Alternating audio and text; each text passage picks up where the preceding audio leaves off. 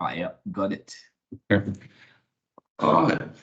Thanks for joining us today. The guest on our podcast today is Dr. Dinesh Palipana, who's online from on the Gold Coast today, Dinesh? The Gold Coast, yeah, the beautiful Gold Coast. So I'll start off with an introduction. So 2019 Medal of the Order of Australia for Service to Medicine, 2021 Queensland Australian of the Year, 2022 Australia Day Ambassador. You're a doctor at the Gold Coast University Hospital, a lawyer, a disability advocate, and you were the senior advisor to the Disability Royal Commission, researcher in spinal cord injury research, thought-controlled rehabilitation, and you're a runway model for Adaptive Fashion Collection and the Australian Fashion Week, and you appeared in Vogue and Harper's Bazaar. Now, I do this introduction and it sounds like I've got a room full of people for this discussion, but each one of those titles belongs to you.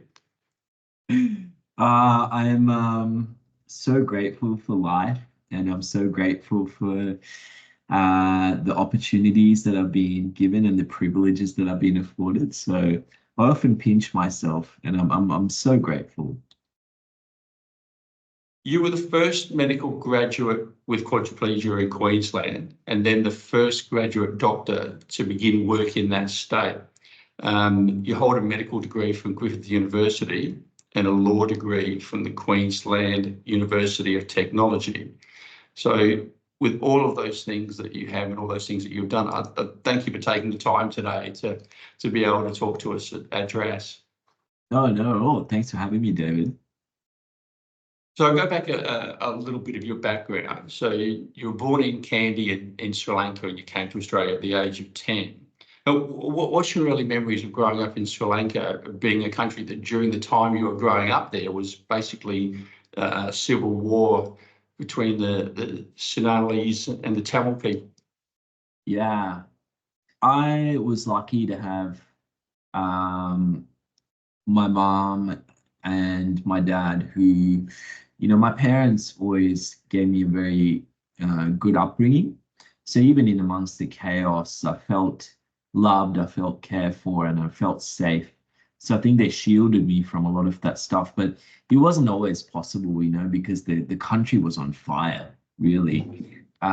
People were fighting, and we lived in a place that was affected by war. So when we were driving around sometimes, well, all the time, we passed through checkpoints.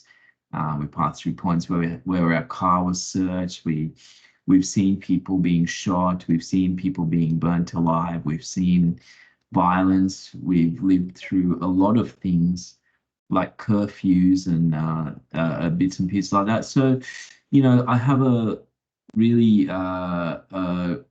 rich diversity of memories of the time in Sri Lanka. So there was all those things that went with living in a country at war. Then there are childhood memories of playing with other kids and discovering life and the world as well. We lived there till I was 10 years old. So I have a lot of mixed memories about living in that country. But I don't think I've ever been. I don't regret any of it. I don't feel upset about any of it. I don't feel angry about any of it. In fact, it's quite the opposite. I just feel grateful to have been given a different perspective to what it is to live there. Now, you migrated to Australia in 1994 with your parents, your mother Shathrani and your father Sanath. How much of a change of life was that for you, and the challenges of moving at that age? It was massive. Sri Lanka and Australia was so vastly different at that time. It's like a different world, and I hadn't even been on an aeroplane until then, till the age of 10. I hadn't seen a supermarket.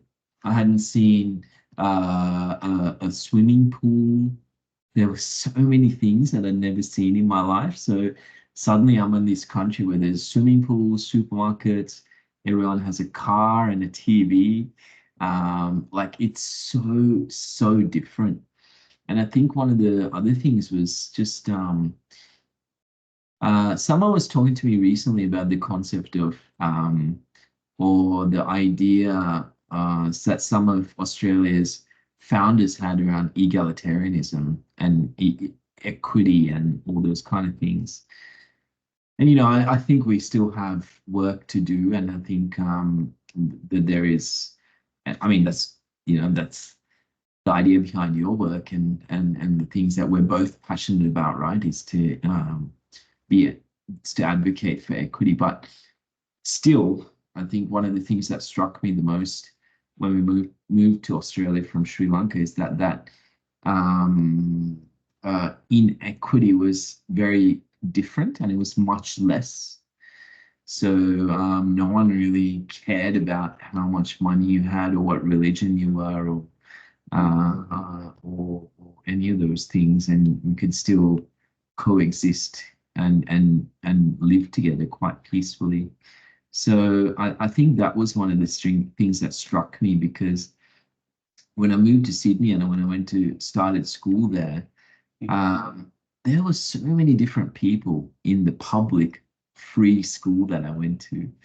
There were people of different skin colors, there were people of different ethnicities, there were people of different religious beliefs and all these things. And we all just went to school and no one really cared about it. Is that one of the things that was most notable? Is the multicultural aspect of Australia and the integration? Definitely. Yeah, I mean, it's definitely one thing that struck me. And it was the other thing that was noticeable to me is that it's a place with incredible infrastructure. I think, just seeing the roads and the buildings and the cleanliness and things like Medicare in action, and the hospitals, I think I was pretty surprised to see that there's so many of these things that were free for citizens. So all those things were quite notable as well. And I think the difference between rich and poor was far less. I think it has probably changed a little bit since that time. But in Sri Lanka, I visited there probably 10 years ago. It was the last time I was there. But even then, I had the opportunity to go in a drive with someone who had I think their car was worth like $1 million, literally. So we drove out of this building, and then we drove down the street, and there were people who were begging for food on the road. And I thought, how do you justify this inequity? But in Australia, I think that gap is just not as pronounced, and you don't see it as much. Although I think these days it's changing. So that's one of the other things I noticed. Everyone could still have a TV and have a car and have a pretty good life generally. Yeah. You identify your mother as being the major influence on your life and for making you the person who you are today. So what are the qualities that you learned from your mother and that you admire in her?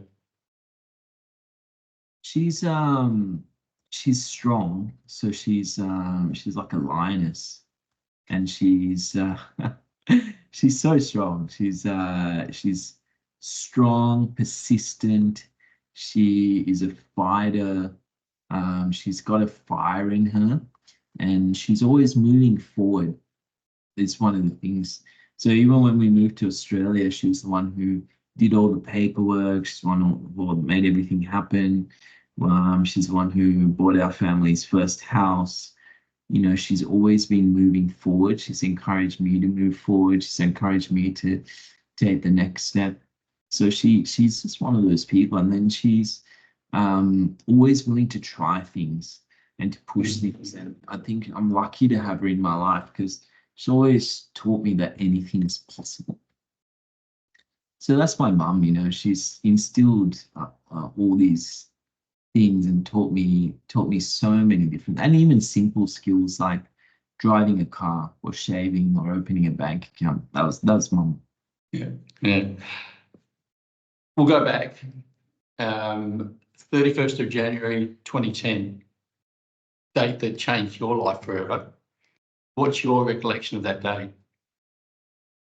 Well, it was a day that I went to visit my mum, actually. So, mum is also an incredible cook, and I used to love going home to hang out with her and eat her food, to be there. So this was one of those weekends, and it was late summer. It's rainy. So I left the house, and I often think about whether there's such a thing as destiny or fate or whatever it might be, because I left the house at a particular time on that day. I took a road that I don't normally take. I meant to stop at a friend's, but I didn't. I ended up in a spot where it was really dark and wet, and my car ran into a water puddle, and I had to roll over. So the car rolled and rolled and rolled, and when it finally landed, I tried to get out of the car, and I realized I couldn't use my fingers anymore to grab the door handle. Then I put my hand back down on my leg, then couldn't feel my legs, and I couldn't move. So that's when I knew, and it was the worst feeling I've ever had in my life. Yeah, because at that point you'd started your medical degree, hadn't you? Yeah. So do you think that gave you an insight or a knowledge straight away as to what had happened? Yeah, I was a third year medical student then, so I instantly knew. I instantly knew what had happened. I knew I had a spinal cord injury, and I knew what that meant. So you go in the ambulance and you travel in the ambulance, and there's a bit of a story with that too, as to who was in the ambulance with you at the time and who was caring for you, because you recognise them. Yeah. So get in the ambulance, and we're heading towards the hospital. And it was actually a doctor that had taught me in medical school. So I did recognize him. I was like, such an incredible connection to see him there, because I actually admired him from when he gave us that lecture, and I used to think that he was incredible. So here he was in the car, and it was just amazing to see him there. We connected and we talked. But he, I think, taught me one of the most important lessons about being a doctor, because I don't actually remember anything that he did for me, but I remember the words he said to me, and I remember how he made me feel. And I think that's the lesson, is that people may not remember what we do for them, but they'll always remember how we make them feel. So that was him. So after the accident, you wake up in hospital. What's your first thought?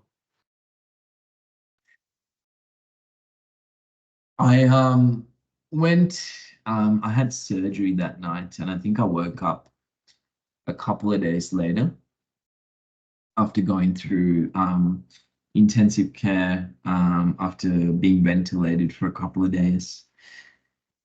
Man, I just, it was a roller coaster. It was like a storm of thoughts, because oh man, I'm paralyzed. Like, I am paralyzed. I can't breathe properly. I can't move my arms back then. I couldn't talk, and I'm stuck. And I remember one thing, right? I wanted to not be there. I wanted to run away. I was like, I can't. I'm stuck. I'm paralyzed. There's no way out of this situation. It was so tough. It was hard. The quote that you used before in relation to more than what you do for them, people remember how you make them feel. That's a quote from Maya Angelou, which you obviously know because you quoted a number of her quotes in your book. Quite uplifting quotes. She's got a way with words. I think it's just I think they're good things to remember. I think they are it reminds you what's important in life, because those are the things that leave an impact on us, I think. And so things like that are really important lessons. They're actually so simple, but so meaningful. And that actually really reminds me of what is important in life. Exactly. Yeah, I've got quite interesting because I have a tattoo down my forearm which says "Still I Rise," which is one of her poems. Wow, amazing. So you're in hospital and your mum came in to see you, and you recall in your book the pain that you saw in her face, and I think mums aren't good at hiding their pain. So you must see that now in your current work as an ED doctor, is that mums can't hide things. So how was your first meeting with your mum? I I know many mums. I've got the biggest soft spot for mums because of my own. And I know they feel their child's pain. My mom always says that if she could take the pain away, that she'd take it on herself. And I know that moms do that. And but when I saw my mom, like, she's the most important person in my life, and I didn't want her to. In that moment, I think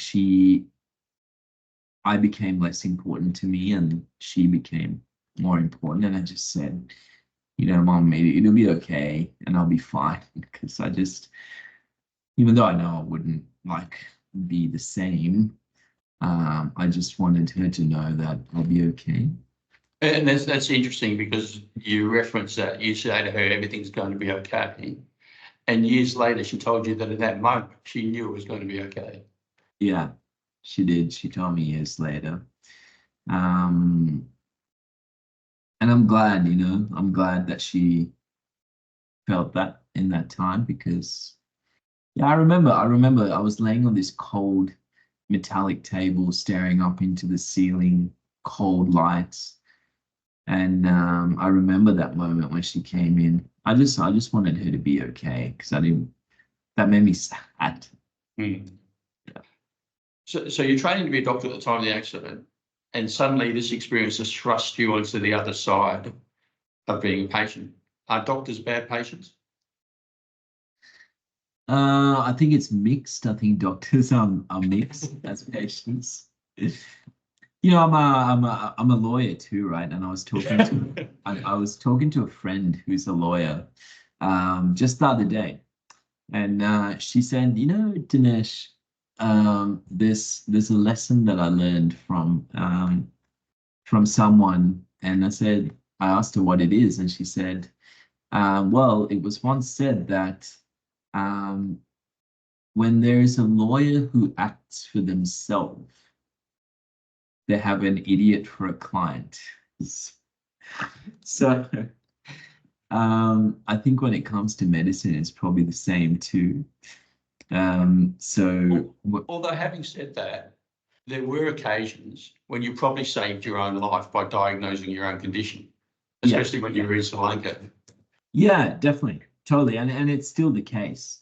But when it first happened, I just thought, I just need to put the medicine away, what I've learned, and just be a patient, and to go through this as a human being. So that's what I did. But certainly the being a doctor and much later has really actually enabled me to get out of some potentially life-threatening situations. It's definitely given me a better foot at managing health, which a lot of people with disability don't have. There's a life expectancy gap, there's a healthcare gap, there's a big gap. So I feel lucky to have that skill set. Yeah, and that's very true, isn't it? Because if there's someone and people with disability that don't have that experience, then they take it at the word of the doctor, or they're not able to do the diagnosis that you were able to do for yourself. Yeah, or the doctor may not listen to them, or brushed off, or they may not know how to access things. So yeah, I think it's important to have health literacy. It's been very useful for me. Mm. I talk about your sense of humour because the time that you spent in hospital, without any doubt, would have to have been an extremely emotional time for you, and your life has changed forever, and there's an uncertainty about your future. And yet, when you, in your book, you reflect on that with a degree of humour, and especially when you write about Yaris agreeing to be your girlfriend and the start of courting, and you say, I was a dishevelled naked guy in a gown with my ass out, learning how to master basic bodily functions again. Where do you believe that you get the sense of humour from? Uh, I think life is so serious, and I mean there are a lot of things we should take seriously. Like I'd take the job seriously, and there are things, but gotta laugh, right? Because how long do we have left on this planet? And our days are unpredictable and short. And I think we got to spend that in joy. Um, so humor is just a big part. I think you gotta laugh and gotta have fun while you're here, because we don't know how long we're here for. So yeah, I think just being able to laugh has been really important to me. Mm. What are you gonna do? When you started transitioning out of hospital and doing short stays at home until you were finally discharged, which was around 8 months later, what was it like for the first time that you were able to get out of hospital and to go home? So scary. Like I was institutionalized by that point. And I think there's probably multiple reasons for that, but the spinal cord injury, I was getting used to this new body, I was getting used to um, so many different things, but it was in a hospital environment where I learned all these things. So to leave that and to be confident that I can manage on my own, it's incredibly scary. But yeah, I was just institutionalized by that point. And it was really scary thing. But again, it was mum that really pushed and pushed and pushed and encouraged me to come out for a day, and that's how it worked. But it was terrifying to leave the hospital. Mm. Had that become almost a safe environment for you? Yeah, totally. It was safe, it was controlled, there were people around to help, and it was predictable. Mm. And also it was the environment where like I think the spinal cord injury changes your sense of self, or at least for me, and it changes the way I looked at myself and I saw myself. So that, and in there, it's where I got used to that. But then to go outside of that was to actually show the world and to face the world as well. So I think there was probably that psychological thing there as well. You talk about depression and agoraphobia, and panic attacks at that time in life. What sort of impact did that have on you? So that actually, I went through the depression before the spinal cord injury happened, way before, but that was a really dark time of my life. Mm. You know, when I was having depression and anxiety, my world shrank so much. There was no joy, there was no laughter, there was none of those things. I couldn't feel, I couldn't see. Like the experience in this world was so different. But I struggled with many things as well. I struggled with even going outside. I struggled with a job. I struggled with university. I struggled with relationships. I struggled with so many different things. Um, so it was really actually, I often think and I often say these days that the depression for me was a lot more paralyzing than the spinal cord injury was. Mm. So if you look at it now, what advice would Dinesh now give Dinesh back then? Mm, I think we can't, if we change anything, in our journey, then we wouldn't be who we are today. And I think we need to be who we are today. It's probably for a reason. So say anything that would change the course of this journey. I would just say, just keep going and everything will be okay, because it is. So it's probably all I'd say. I probably wouldn't say too much. No, so a bit of a John Lennon, everything will be okay in the end. If it's not okay, it's not the end. Exactly. So you went with your mum and your grandma to Sri Lanka, and you hadn't been there for 15 years since you left. What was it like, first of all, travelling internationally and then going back to Sri Lanka? Well, flying is pretty precarious with a spinal cord injury. Just do a quick internet search. There are so many stories about people with disability and flying and the struggles that they face. So it was a bit terrifying to figure out how to fly, and how to fly internationally and how to go to a country where we've never been. So it was terrifying, but me and mum and my grandma managed, and we got to Sri Lanka. My grandma actually had a fall on the way at one of the airports. But we got there, and then coming to Sri Lanka after that period of time, man, I actually just remember landing there and experiencing the smells and sights and sounds and the chaos of coming to Colombo, because it's totally different, right? There's just cars everywhere and everything. So it was a sensory overload landing in that country. But yeah, there was a sense of nostalgia just being back there after all this happened. And I always think maybe I went there to be reborn. Yeah, but because you talk about the civil war ended and the changes to the economy were fairly obvious. And one of the quotes you say is that Sri Lanka healed your soul and it gave you back your sense of self. I was strong again. Yeah, I think so. I just wanted to be away for a period of time so I don't have to face the world. I was so scared to even be seen outside, to go to familiar places, to be seen by friends. And Sri Lanka was great because I got to hide there and just be me. But it took a while, but it certainly did allow me to rediscover myself and reinvent myself, and to just kind of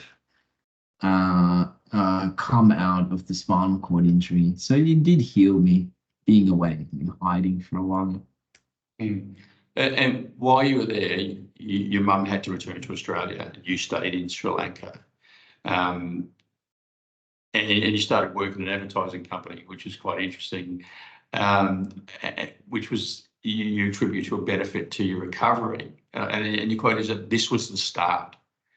Yeah, well, it was really hard for my mom and my friend now to drag me out of the house and to get me into the workplace and get me involved again. But once we, I suppose, ripped that band-aid off, and once we popped, it became really easy. So suddenly I started going to work, suddenly I started integrating into society again, suddenly I started talking to people. So it really was the start. And it was good. And, I'm grateful for my friend and my mum for doing that, because we just needed to do that to start getting back into the world. That was the start.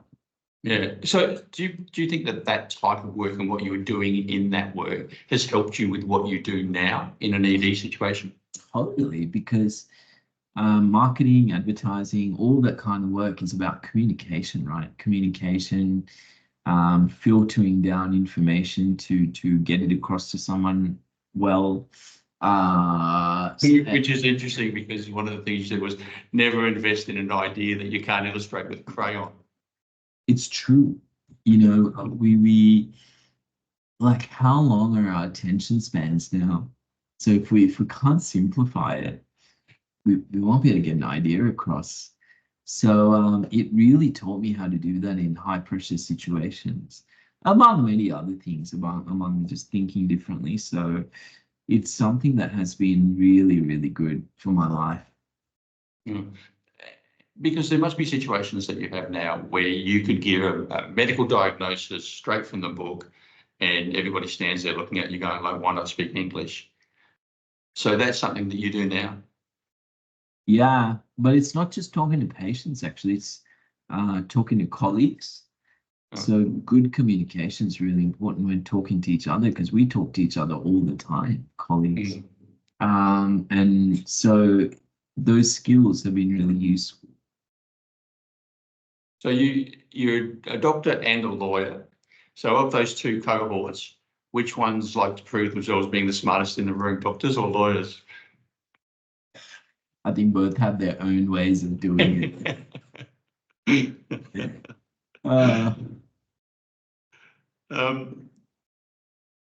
So November 2014, you moved from Sri Lanka back to Brisbane and you returned to study at the Gold Coast University Hospital.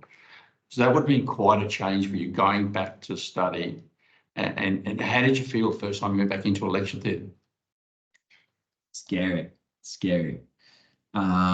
Because being back there in a wheelchair, being back there facing all these students, some of the teachers that used to be there, and I was the only person using a wheelchair there, right? So I was like, oh, man, everyone's looking at me. I don't know how to feel. It felt really weird and awkward to start with. How were you received? How did the medical profession accept you back in a wheelchair, continuing your study? Sorry, I finished the night shift this morning, so like, Yeah. but I've had a coffee, so no, I think it was mixed. So there were some who were amazing. There were some who were pessimistic. There were some who were actually just frankly brutal. So it was mixed, and I think I was just lucky to have more who were supportive than not. So yeah, I think I just had a mixed welcome back. And I was actually a bit shocked to see the ones with the resistance, because I thought, man, this is medicine. Like, really, are these some of the attitudes in 2014 back then?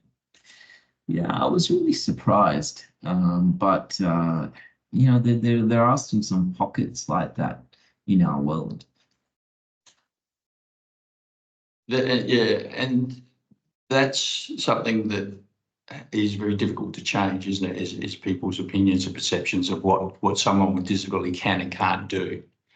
Very hard to overcome. But we have to.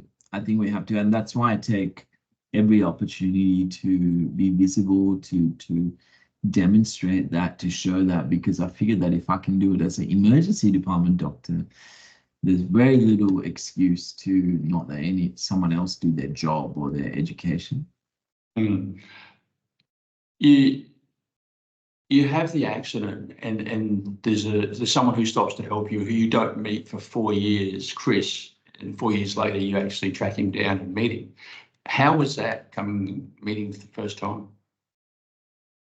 It's a beautiful moment. The way we met, I think that leaves a bond that lasts forever, because you've met under these crazy circumstances and you remember everything. So meeting him for the first time was amazing. It just reminded me of all that, and I think we're just bounded together forever after that experience. It's been very special. Our friendship is something I cherish. Yeah, definitely, because it's a random act by a stranger. Exactly. Yeah. You talked about having a sense of humour, and your sense of humour comes across completely all through the book. And especially when you tell the story about being in the car park and losing your trousers and being bent through the window by Sam, who's trying to help you in the middle of the car park. Is that continuous now through your life? Is it the humour that you go to?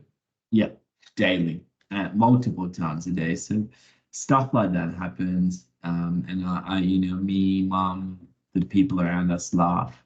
We laugh at a lot of stuff. I mean, a lot of stupid stuff happens. A lot of ridiculous things happen, and we just laugh. We just have a blast and get on with it. And then you went to Harvard Medical School, the first ever visiting medical student with quadriplegia. That's quite an achievement, and not something that's logistically easy to do. How did that make you feel, getting through that? We just did it. And again, it was mum. Mum's just like, we got to go make this happen. So we took this long plane trip. We landed there, and it was so cold. So one of the things with the spinal cord injury is that I can't control my body temperature. We're in Boston in the middle of, winter. So it was so cold, but you just do it and get it done. It's been one of the most worthwhile things I've done in my life, just spending that time there. That's sensational. Yeah. You turn to Australia, you complete your medical exams, and then you graduate as Queensland's first quadriplegic medical graduate. You're now a doctor. So how does that feel emotionally, is the day that you graduate? Best day of my life. It was so good. It's people ask me what my proudest achievement is, and that was it. That day, it was just so special. It was so incredible. I don't know how to put it into words, but that was it. That's cracking the seal almost, I feel. The downside following that, and something that may, there was a huge concern, it would have to have been graduating and then being the only graduate not to be guaranteed employment in 2016. How did that make you feel? Infuriating. It was frustrating, because it's unjust. Like I passed, I graduated, I got good grades, it was. Why is this happening? I've already demonstrated that I can do the job. I've got reference to that effect. But it's because of the judgments that people make and the misconceptions. So I was just really disappointed. I was angry. I was infuriated. I was sad. I was all those things. But I think most of all, I felt incensed that this is happening. How was the moment you got the phone call from the Gold Coast Hospital offering you employment? Well, it was 2 days before we all started work. Everyone else had known for months. And then I get this call saying, okay, we think we might have worked it out. Can you start Monday? I was like, are you kidding me? I was mentally prepared not to. So I hadn't even bought clothes. But when I got that call, I was like, okay, yes, I'll be there. So now you're a fully trained doctor working in an emergency ED. How do patients receive you when you roll into a room in a wheelchair? I always wondered. I always thought patients might see me weird. They might be concerned. They might think I can't do the job or whatever. But I've seen thousands of patients, been over 8 years. They've all been amazing every single month. So not one has said or asked whether I can do the job. The patients have been incredible, and they're the reason I'm there. So I'm grateful to them. So then you graduate as a lawyer, and was life not busy enough for you? I've come to see the fleeting nature of life. I've come to realize that our time is so limited, and we got to make the most of what we have. And so that's why I try to grab all these opportunities every day and try to grab the world by the privates. Just do. So, yeah. And you list your likes as paramotoring, jet boating, skydiving, and anything else that lifts your heart rate. All activities have a potential for adrenaline overload or worse. What's the attraction? It's about pushing myself to the limit, because again, this has been all about limits, right? And all what we think are limits. So I figure if, by pushing my limits, because if I do all of those things, then there are people who don't have a spinal cord injury that don't get to do any of that and feel what that is. So I want to do it to see how far I can push myself and test my limits. But I hope that it demonstrates to the world too that actually you might have a spinal cord injury, but these people are very capable of doing things. Yeah. One final question. What gets you out of bed each morning and motivates you? It's again, to quote, if you can change one person's life, you may not change the world, but you'll change the world for them. Just about one person. I just want to make a one person a difference in their lives every single day. That's purpose. And that's my why. Dr. Dinesh, thank you very much for taking part in the podcast. David, thanks so much for having me. I really enjoyed this chat.